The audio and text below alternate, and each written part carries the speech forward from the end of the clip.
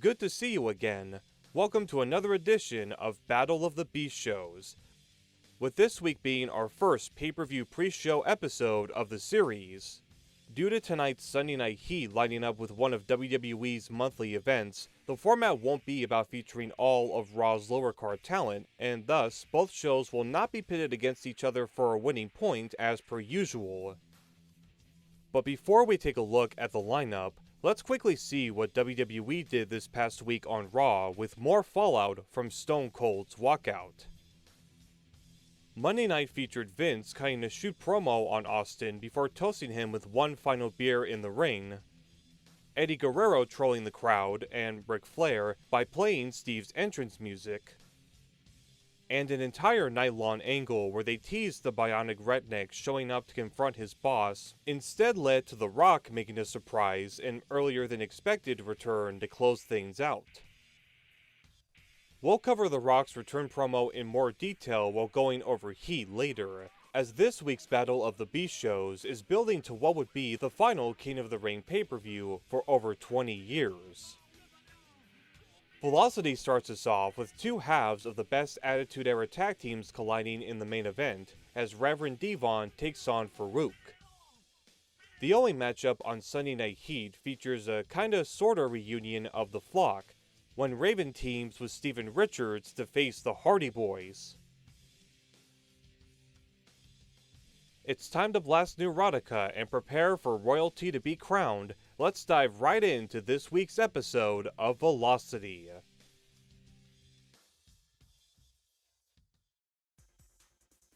SmackDown's B-Show opens with the up-and-coming Randy Orton taking on Rob Conway.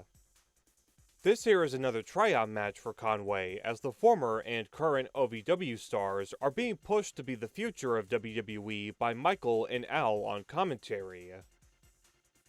Both men start things off trading holds, with Rob getting a 1 count after a fireman's carry, and Orton getting the same after returning the favor. Randy reverses the Irish Whip as Conway leaps over his opponent, but appears to have injured his left leg after a semi-bad landing. The other referees and the trainer come in to check on Conway. Even Orton starts worrying about Rob's potential injury. It appears the match is getting called off when the guys carry the future tag team champion out of the ring, with Randy holding the ropes open for them, but it's revealed to be a massive ploy from Rob Conway. He boots the Legend Killer to the outside and keeps the aggression by dropping Orton onto the ring steps, and then laying him out with a clothesline. Back in the ring, the former OVW Heavyweight Champion stomps out Cowboy Bob's son in the corner, transitioning to some right hands, a chin lock, and a rebound elbow. But much like Funaki did in Yokohama, Conway hits his hand onto the canvas as Randy starts his comeback, ending with a bulldog off the middle rope for a 2. A suplex attempt from Orton gets reversed into a DDT, but Rob gets pulled into the vintage power slam of the third generation star for another cover. Conway gets sent to the corner but misses a springboard crossbody, with Randy showing his opponent how it's done by nailing the top rope crossbody to score the win. As Rob gets held back by Jimmy Cordeas when Orton celebrates up on the ramp. Coming back from the break, Jamie Noble cuts a backstage promo explaining how winning the Cruiserweight title from the Hurricane tomorrow night could change his and Nidia's lives forever. The win over Hurricane King of the Ring don't mean everything to me.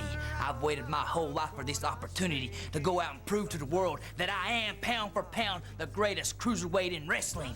It means that me and Nidia won't have to go back that trailer park and look at them losers any longer.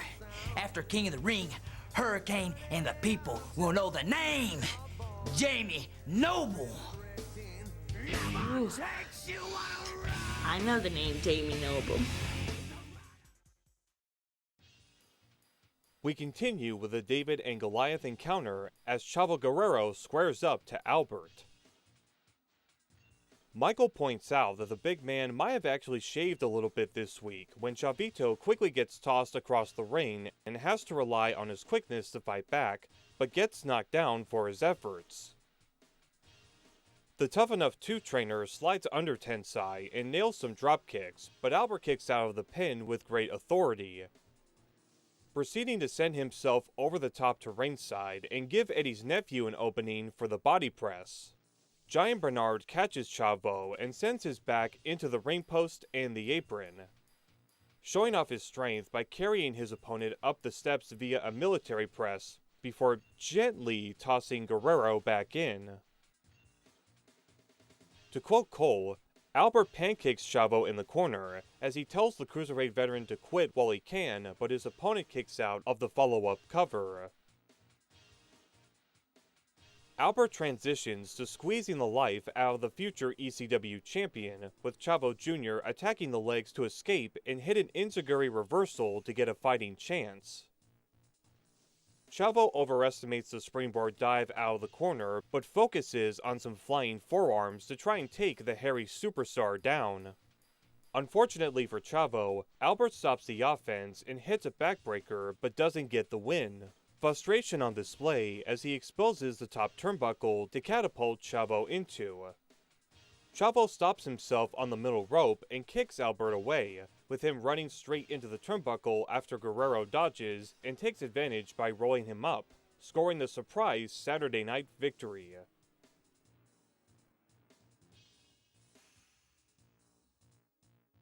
Hollywood Hogan cuts a promo discussing how Hulkamania will help him defeat Kurt Angle at King of the Ring. If Hulkamania reigns supreme at King of the Ring, if we can beat the gold medalist, that just puts us one step towards Hulkamania being immortal. I mean, one at a time, we're gonna cut these guys down. He's got the moves, he's the technician, but Hulk Hogan has the millions and millions of fans back now, brother. With that by my side, with the power of Hulkamania running wild, I actually feel sorry for the bald-headed gold medalist, Kurt Angle. Velocity rolls on with another clash of styles and sizes as Tajiri goes against Hugh Morris. While Cole and Al keep salivating over the Divas Undressed special next Tuesday, the bell rings as Tajiri gets in a kick on DeMott after a corner tie-up, doing it again but taunts long enough to allow the human Hugby to attack with a clothesline. Hugh misses the running elbow as the former Cruiserweight champion goes on offense, continuing to target his leg in the corner.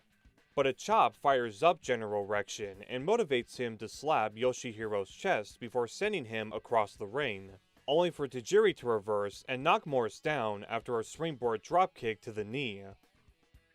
Much like Billy Kidman did in Yokohama, Hugh reverses an Irish whip, but isn't able to stop the tarantula from being locked in, as Tajiri can only grab one of Hugh's massive legs. The Japanese buzzsaw continues targeting the leg, with Bill finally landing a power slam, but the damage done stops him from following up with a pinfall. Another Irish whip leads to the handspring elbow and an attempted crucifix pin by Tajiri, but DeMott telegraphs and sends him crashing down. Hugh is able to climb to the top rope and land an elbow drop that gives him his second wind, looking to hit the moonsault after a flapjack, but the ECW alumni rolls away and attempts his own moonsault before Morris moves. Tajiri is able to get in the final shot before the buzzsaw kick helps another cruiserweight get the win on SmackDown's B-Show.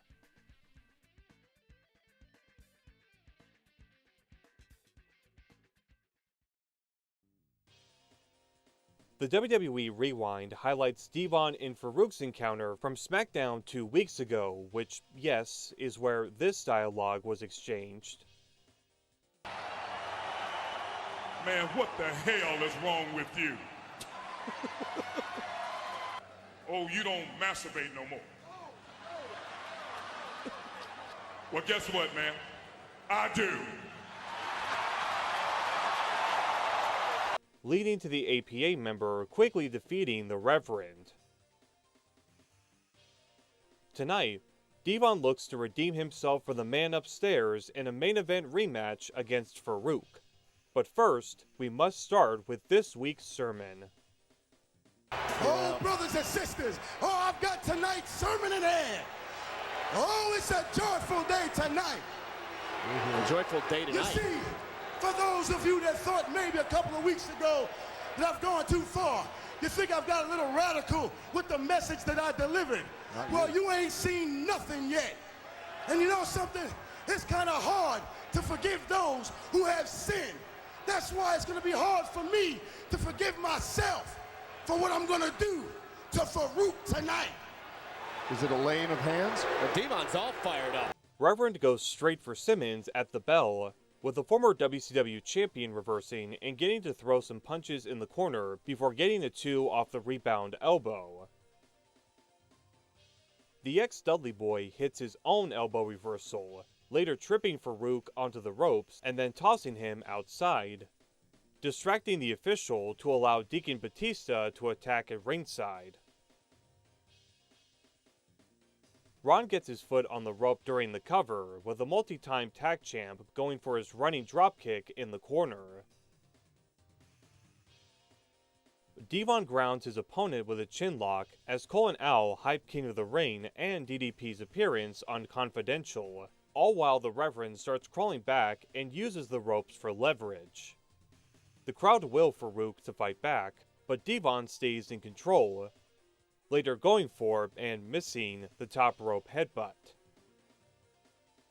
As Simmons gets in a snap power slam, he looks to win with a Dominator, but D-Von slides out and grabs Faarooq, moving towards the Deacon on the apron, as Batista's accidental punch on D-Von leads to the Righteous Superstar knocking into official Mike Sparks, while Raw knocks Dave off and hits the Spinebuster, but can't go for the cover with the referee down. Batista runs in to hit the side slam onto Faarooq, allowing the Reverend to crawl onto Faarooq to steal the win and close out another Velocity with a victory under his belt. A questionable one, but a victory nonetheless.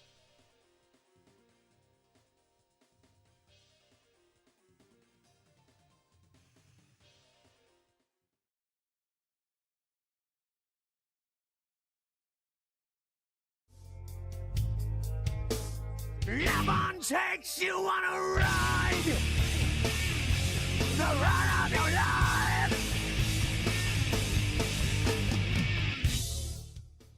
Emanating from the Nationwide Arena in Columbus, Ohio, Sunday Night Heat is live on MTV as the fans start to file in, with Coach and D'Lo going over the card for King of the Ring.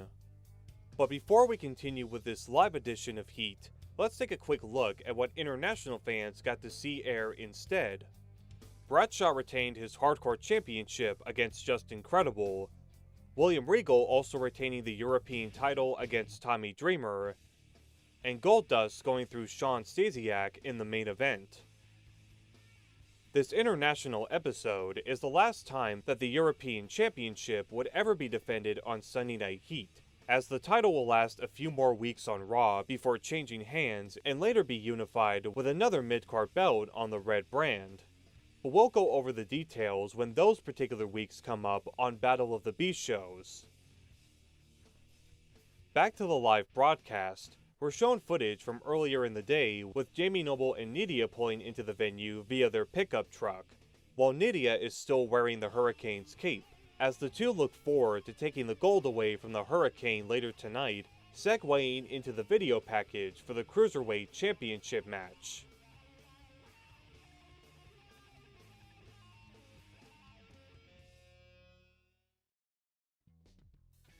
Our next WWE Rewind for the weekend shows Eddie Guerrero confronting Ric Flair on Raw, promising to do to the Nature Boy what he was planning on doing to Stone Cold before he and Chris Benoit attack their now former ally. Coach and D'Lo then go over the semi-final matches in this year's King of the Ring tournament, with IC champion Rob Van Dam from Raw taking on the first ever undisputed champion Chris Jericho from SmackDown. The other match features Test of the Blue Brand facing a big challenge in Monday night's Next Big Thing, Brock Lesnar. We then go backstage where Terry interviews Ric Flair, with Nate sending one final message to Latino Heat before they face off later in the night. Well, thank you very much, Terry. You know, I have gone on record as saying I have one great run left in me. Not just one average run, but one great run. That won't mean a thing if I don't defeat Eddie Guerrero tonight. Now, Eddie has gone on record as telling me that his loss of opportunity is my fault. So he and Benoit, they jump on me on Raw, they leave me laying. And Eddie Guerrero tells the whole world he wants to wrestle the 16-time World Heavyweight Champion. He wants to jump on Ric Flair and end that run, just like that. Well, Eddie, I want to tell you, right to your face and the whole world, that I have wrestled everybody that's come down that road, good, bad, or indifferent. Ric Flair has wrestled them all, every one of them wanting to make their name by saying they beat Ric Flair. I've got to prove to myself, I got to prove to you, Eddie Guerrero, and I got to prove, to all the wrestling fans that I still am, a limousine riding, jet flying, kiss stealing, wheeling dealing, son of a gun, that I still am, the nature boy.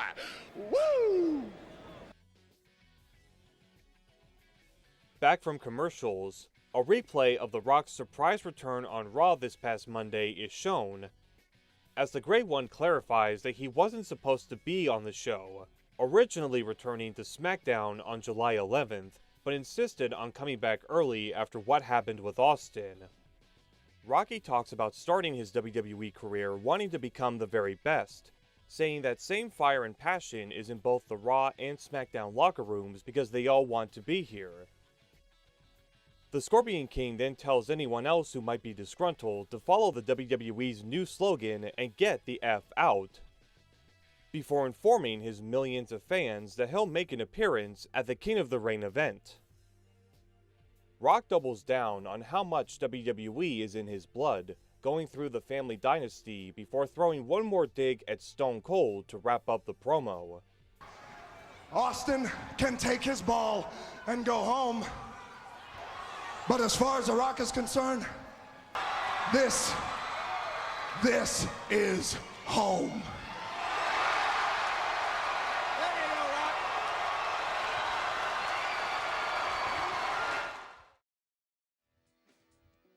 The Slam of the Week highlights RVD and X-Pac's quarterfinal King of the Ring match on Raw, as Booker T attacked his ex-NWO mate and helped Rob move on to the semifinals.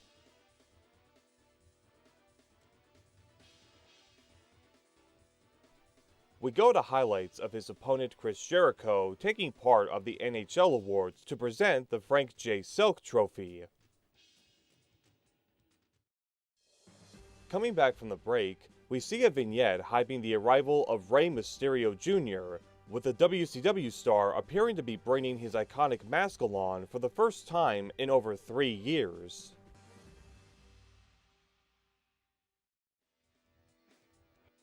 Meanwhile, in the Nationwide Arena, Jerry Lawler interviews Molly Holly about her women's title match with Trish Stratus, as well as the Divas Undressed special, and in traditional Lawler fashion, has to throw in jokes about Molly's posterior. Oh, okay. Well, then I guess the other rumor isn't true either, that the reason you weren't invited is because that night you rented your butt out as a drive-in movie screen? What? You got an ass like an IMAX!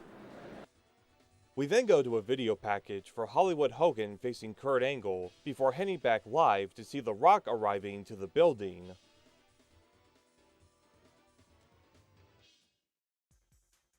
Now on to our only matchup for this week's Heat, as the Hardy Boyz faced Raven and Steven Richards in tag team action, going to the replay of Matt facing The Undertaker on Raw, when Raven came out to handcuff Jeff to the ropes and forced his brother to watch the undisputed champion deliver a beatdown.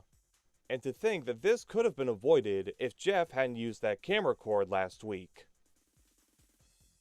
Anywho, Raven immediately tags Stevie in to avoid facing the Broken One's wrath, Matt later ducking a rebound attack to hit the clothesline off the ropes. Raven gets in a cheap shot when Richards distracts the referee before the former hardcore champion gets his suplex reversed, as the charismatic Enigma is tagged in and quickly goes to work with some poetry in motion and the leg drop. Stevie reverses Hardy's Irish Whip, with Raven lowering the top rope to send him flying to ringside, and attacks Jeff when Matt tries to intervene. Richards gets a few near falls after taking advantage as Raven tags back in to nail the knee drop Bulldog out of their corner. He then taunts Matt while stretching Brother Nero's face, tagging Richards back in and continuing to keep the tag team veteran grounded. The Columbus crowd motivate Jeff to escape the hold as he ducks another rebound attack and attempts his unique pinfall when Raven uses his ring awareness to distract the referee and Matt so he can break up the cover and insert himself into the match without tagging in. The flock leader finally gets his revenge for getting choked down on Heat with a knee lift but can't get the victory. Trading tags with his ex-lackey multiple times before a jawbreaker, well, breaks things up. Steven runs in, but can't stop Matt from finally getting tagged in as he's looking to get his hands on Raven, but has to put the focus onto Richards. After the middle rope leg drop, Raven pulls him out of the ring and sends him into the post before going back in, where Hardy blocks Raven's next move to hit the side effect, but gets knocked down with a Stevie super kick for a very close near fall. As Raven walks out of the match, Stevie gets distracted long enough to end up on the receiving end of a twist of fate and swanton bomb to help the Hardys score the win. While they weren't able to completely get even with Raven, Matt and Jeff start the action ahead of King of the Ring with a great showing on Sunday Night Heat. Back to JR and the King. They do one final preview of the tournament bracket before Heat wraps up with a video package for Triple H and Undertaker's undisputed title match.